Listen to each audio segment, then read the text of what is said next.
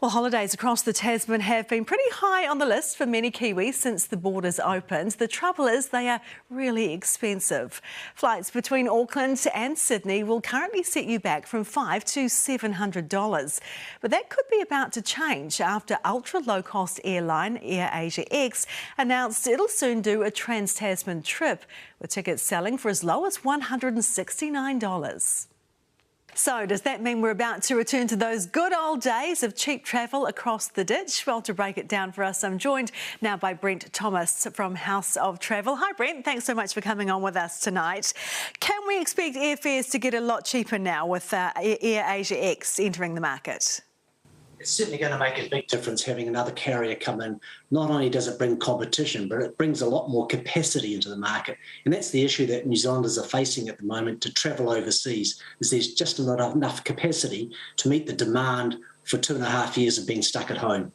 So this is a fairly limited market though, isn't it? It's across the Tasman. So what about other locations? How does it help out there? Well, once you get to Australia, obviously it opens up a lot of the Southeast Asia, but also right across into Europe as well. So it is a springboard to go further afield. But of course, a lot of people are just keen to go to Australia. It is the #1 destination. So having some really good pricing on the Trans-Tasman side of things is going to help New Zealand travellers.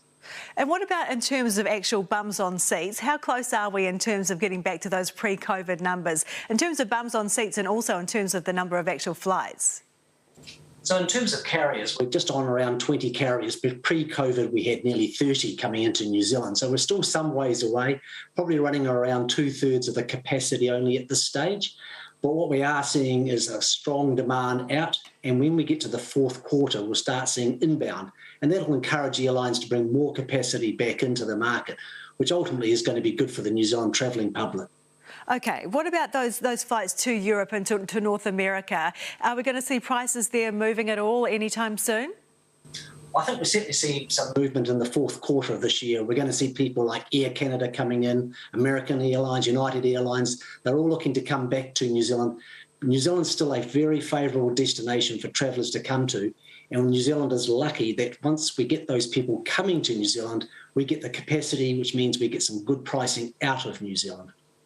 So if we want to get strategic here, putting you on the spot, what is the best deal right now for someone looking to head overseas? Do they have to go via Australia to get a really good flight, or what's your strategy? Oh no, there's definitely some fantastic direct flights out of here.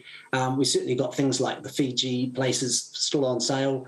But what you need to do is book a little bit ahead. So places like the Warwick in Fiji at $12.99, that's a great deal for 5 nights. You know, staying there, transfers, buffet breakfast, free Wi-Fi, etc. And if you want to go a little bit further afield, we've also got trips to, say, Vancouver. That's $13.97 for later this year or early 2023. So people just have to have an expectation of not being able to just book within the next month or two, but look to later this year or early 2023 for some of those really good pricing, particularly if they're wanting to go further afield where there's going to be such demand given the limited capacity until that fourth quarter. OK, great advice, Brent. Thanks very much for your time.